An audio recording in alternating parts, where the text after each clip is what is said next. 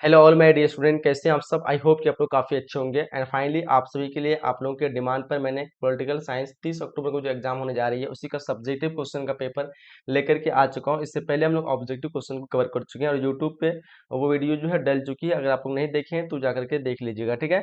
यहाँ पे आज हम लोग सब्जेक्टिव क्वेश्चन को कवर करेंगे, तो बिल्कुल आप लोग को ध्यान से अंत तक देखना है। सारे क्वेश्चन आप लोग को याद कर लेना है, इसको सारे क्वेश्चन आप लोग same to same exam hall में जाकर के आप लोग को छाप देना है, ठीक है। तो बिल्कुल एक तरह का आप समझिए कि पूरी तैयारी आपकी यहाँ पे जो है 1 घंटे के अंदर पूरे एग्जाम की तैयारी हो गई। मतलब 1 घंटे के अंदर आप लोग तैयारी कर सकते हो। वैसे तो मैं 10-15 मिनट में आपको सारे क्वेश्चन दे दूंगा, है ना। चलिए यहाँ पे देखो, क्वेश्चन आपको पूछ रखा है कि कांग्रेस व्यवस्था जो है वो क्या है। आंसर आप लोग को इस क्वेश्चन का देना है। देखो मैं यहाँ पे आंसर आप लोग को नहीं दूंगा, इस क्वेश्चन का आंसर जितना भी क्वेश्चन बताऊंगा यहाँ पे आंसर आप लोग को खुद से फाइंड करना है, ताकि आपकी प्रैक्टिस होगी और आपको नॉलेज होगा, ठीक है। सारी चीज़ मैं यहाँ खुद से कर दूँ तो आप लोग जो है इस चीज़ के लिए लेजी हो जाते हैं और जिससे आपकी तैयारी जो अच्छे से नहीं हो पाती, ठीक है। तो इसको अगर खोज करेंगे, रिसर्च करेंगे तो आपको याद होगा कि क्वेश्चन मैंने कैसे रिसर्च किया था, क्या याद किया था, है ना। तो इसलिए जितने भी सब्जेक्ट क्वेश्चन दूंगा तो आपको आंसर खुद से खोजना है। बस समझिए कि आपको क्वेश्चन यहाँ पे मिल गया। भारत में लोकतंत्र को स्थापित करने की चुनौतियां क्या थी, हाँ। भारत में लोकतंत्र जो स्थापित हुआ था उसकी क्या क्या चुनौतियां थी, सबको पता होना चाहिए। इस क्वेश्चन का आंसर आप लोग को लिखना है। क्वेश्चन 3 कह रहा है कि हरित क्रांति की मुख्य विशेषता की हरित क्रांति जो कि खाद्यान्न उत्पादन से था, ठीक है। इसमें खाद्य को मतलब जैसे धान चावल हो गया, मतलब वही तो हुआ, धान चावल गेहूं मक्का, इन सब को जो है कृषि में बढ़ावा देना, उसी को हरित क्रांति कहा गया, ठीक है। तो इसकी मुख्य विशेषता क्या थी आप लोग बताना है। क्वेश्चन 4 की भारत की परमाणु नीति के मुख्य तत्वों को लिखे, ठीक है। चलिए आगे क्वेश्चन को देखते हैं। क्वेश्चन नंबर 5 कह रहा है कि भारत की विदेश नीति के मुख्य निर्धारकों का वर्णन करें। एंड क्वेश्चन 6 है स्वतंत्र एवं प्रतिबद्ध न्यायपालिका में अंतर स्पष्ट करें। किन्हीं 5 मौलिक कर्तव्यों का वर्णन करें, ठीक है। चलिए उसके बाद क्वेश्चन है आपका कि गठबंधन की राजनीति से आप क्या समझते हैं। जो गठबंधन की राजनीति होती है उसको क्या कहते हैं। जैसे अलग अलग पार्टी होता है और मिलके एक साथ मिलता है और गठबंधन करता है ना। तो उसी गठबंधन की राजनीति से आप क्या समझते हैं, इसके बारे में लिखना है। पंचायती राज सरपंच की शक्तियों की व्याख्या करें। देखो पंचायती राज जो है वो लागू हुआ था सबसे पहले राजस्थान में, ठीक है।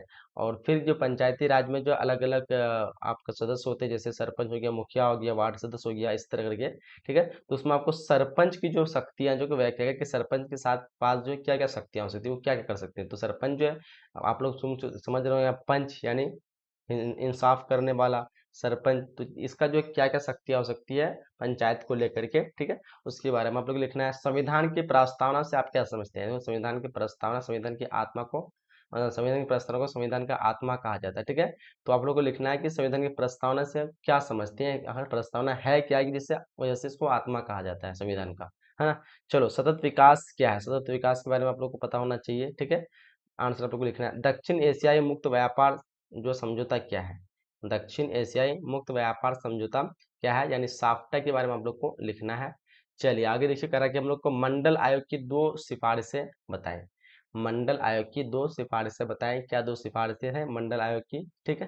क्वेश्चन 14 है कि किसी राज्य में संवैधानिक संकट का तात्पर्य क्या है। 14 नंबर क्वेश्चन पूछेगा आपको, किसी राज्य में संवैधानिक संकट का क्या तात्पर्य है। एंड 15 नंबर क्वेश्चन आपको पूछेगा कि यूरोपीय संघ की मुख्य उद्देश्य का उल्लेख कीजिए। यूरोपीय संघ जो थी जिसका मुद्रा है यूरो, ठीक है, उसके मुख्य उद्देश्य को लिखना है कि क्या उसके उद्देश्य थे, ठीक है।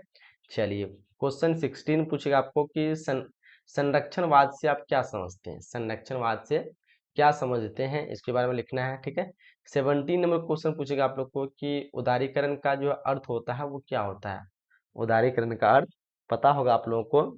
तो आप लोग को अच्छे से आप इस क्वेश्चन को रिसर्च करना है, सारे क्वेश्चन को, फिर आप लोग को जो है इजीली वहाँ पे एग्जाम में लिख पाएंगे और आपको याद भी होगा। यहाँ से जो बहुत से क्वेश्चन आपको जो फाइनल एग्जाम में भी देखने को मिलेंगे, ठीक है। इसलिए आप लोग रिसर्च जरूर कीजिएगा सारे क्वेश्चन को।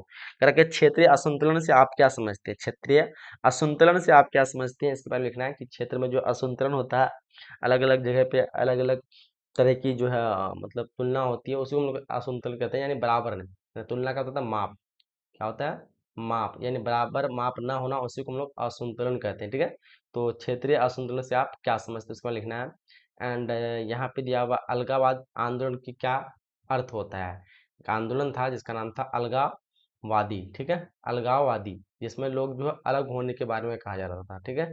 तो उस आंदोलन का क्या अर्थ था आप लोग लिखना है। उसके बाद आपको लिखना है राष्ट्र निर्माण से आप क्या समझते हैं। राष्ट्र निर्माण, किसी भी राष्ट्र का जो निर्माण होता है उससे आप क्या समझते हैं, इसके बारे में लिखना है। राजनीतिक दल बदल क्या है। जब कोई पार्टी होता है राजनीतिक दल में, वो क्या होता है कि अपने फायदे के लिए क्या करते हैं, उस पार्टी को जो है ज्वाइन तो हो जाता है, लेकिन कुछ चीज़ें लगता है कि दूसरी पार्टी में मुझे बेहतर मिल रही है, फिर क्या करता है उस पार्टी को छोड़ के दूसरी पार्टी में ज्वाइन हो जाता है, जिसको हम लोग दल बदल कानून भी कहते हैं, ठीक है।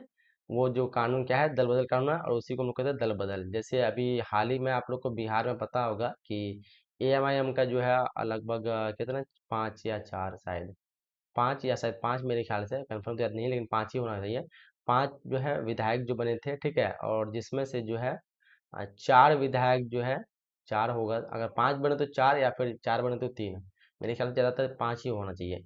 तो 4 विधायक क्या हुआ कि डायरेक्ट जो है वो जेडीयू में चले गया। यहाँ पे जाने का भी शर्त क्या होता है कि जो भी जाएगा तो ज़्यादा परसेंटेज होना चाहिए, लगभग 70% जो है होना चाहिए उस पार्टी के लिए। तो 4 विधायक गया तो लगभग लगभग 90% जो है वहाँ पे सपोर्ट मिल गया। तो इस वजह से अब चाहेगा कि इसका 5 विधायक था, उसमें चाहेगा कि एक हम अपना चेंज कर दें, दूसरे में चले जाए, तो फिर नहीं जा सकता है। ज़्यादातर जो है रहेगा तभी वो जा सकता है। जैसे 5 था, 5 में से 4 जो है चले गया तो इजीली जा सकता है। 5 में अगर चाहे 3 जाना तो भी जा सकता है, ठीक है। लेकिन 5 में चाहे कि 2 जाएंगे तो फिर नहीं जा सकता, क्योंकि इधर ज़्यादा वजन हो गया है ना। एक तरह का उसी तरह हम कर सकते हैं। तो राजनीतिक दल बदल क्या होता है कि जब कोई जो है दल से अपने बदल में होता है और दल को रहते हुए दूसरे दल में मतलब चले जाता है, उसी को हम लोग दल बदल कहते हैं, ठीक है। तो एमआईएम का जो 4 जो कैंडिडेट था वो आ गया इसमें राजद में, ठीक है, आरजेडी में। चलो, क्वेश्चन आगे पूछ रखा हम लोग को, क्या क्वेश्चन कह रहा है कि राजतंत्र एवं गणतंत्र में क्या अंतर है। कहाँ चले गया, हाँ, क्वेश्चन नंबर 23 पूछ रखा है, राजतंत्र एवं गणतंत्र में क्या अंतर है। उसके बाद धर्मनिरपेक्षवाद से आप क्या समझते हैं, बहुदलीय व्यवस्था क्या है, ठीक है। उसके बाद है राजनीतिक दल बदल क्या है, तो हो गया जनता पार्टी के स्थापित होने के कारण उल्लेख करें, ठीक है।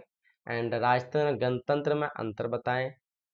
अच्छा, ये क्वेश्चन दोबारा है, मतलब वही क्वेश्चन है यहाँ यहाँ पे 23 नंबर 25 नंबर क्वेश्चन तक है, 25 नंबर क्वेश्चन यहाँ पे। बहुदलीय व्यवस्था क्या है, इसके बारे में लिखना है। भूमंडलीकरण, भूमंडलीय उष्मायन, सॉरी, भूमंडलीय उष्मायन जो है क्या है। तो फिर इसके बारे में लिखना है आप लोग को। एमनेस्टी इंटरनेशनल जो है किस प्रकार संगठन है। एमनेस्टी इंटरनेशनल जो है वो किस प्रकार का संगठन है, इसके बारे में आप लोग को लिखना है कुछ। फिर आगे देखते हैं आगे क्वेश्चन क्या है हम लोग को। क्वेश्चन नंबर 28 पूछ रखा है कि संप्रदायवाद जो है वो क्या है, उसके बारे में लिखना है।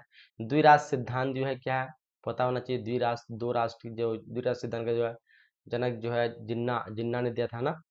तो यहाँ पे द्वितीय सिद्धांत का देना है। उसके बाद विविधता में एकता से आप क्या समझते हैं, ठीक है। तो ये जो था 2 मार्क्स वाले क्वेश्चन, जो इसमें आपको 2 मार्क्स मिलने वाले, ठीक है।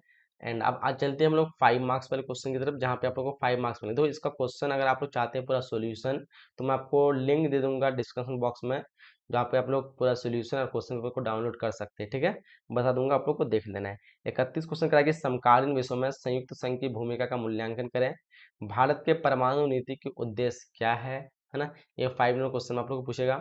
भारतीय राजनीति में भारतीय जनता पार्टी का उदय के कारणों की विवेचना कीजिए, ठीक है।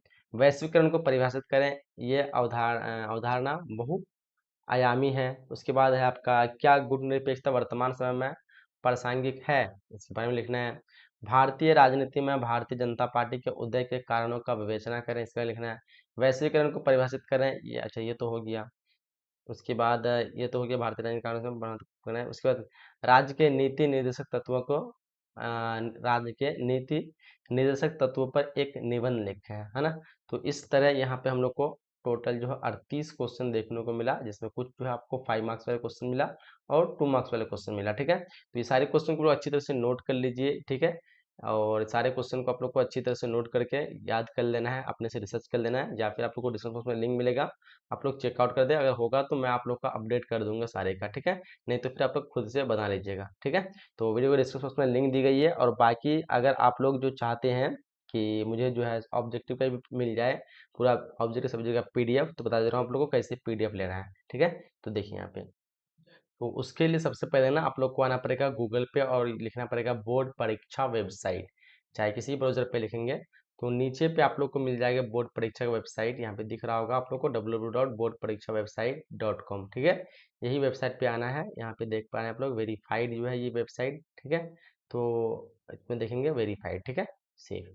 तो आप लोग को सिंपली इसी में क्लिक करना है और क्लिक करने के बाद आप लोग को नीचे आ जाना है, ठीक है। कहाँ आना है, तो नीचे आना है। आप देखो यहाँ पे मिलेगा आपको सेंटअप, दिख रहा है आप लोग को, सेंटअप है यहाँ पे। सेंटअप में आप लोग को फाइनली क्लिक करना है, इसी में क्लिक करेंगे जैसे ही आपके सामने फिर नीचे में स्क्रीन पे आएगा। आप लोग चाहें तो एक बार ऊपर में यहाँ पे क्लिक कर सकते हैं, पीरियड के लिए क्लिक करें, फिर क्लिक करके आपको पीछे आ जाना है, ठीक है। और फाइनली आप लोग को नीचे आना है और नीचे जो है यहाँ पे देखो मिल जाएगी आप लोग को सारा subject, history, geography, political science. अभी पॉलिटिकल साइंस का चाहिए आप लोग को, सॉल्यूशन दिया हुआ है, सॉल्यूशन पे आप लोग क्लिक करेंगे, ठीक है। सिंपली इसमें क्लिक करने के बाद आप लोग को क्या आना है कि इसमें खोलें बंद करें, जो भी करना आप लोग कर लीजिएगा और नीचे में आ जाना है।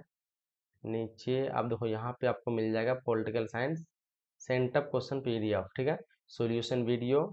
और सब्जेक्ट के लिए क्लिक है, टेलीग्राम के लिए ज्वाइन, टेलीग्राम में ज्वाइन करेंगे वहाँ भी आप लोग को पीडीएफ वगैरह मिलते रहती है, ठीक है।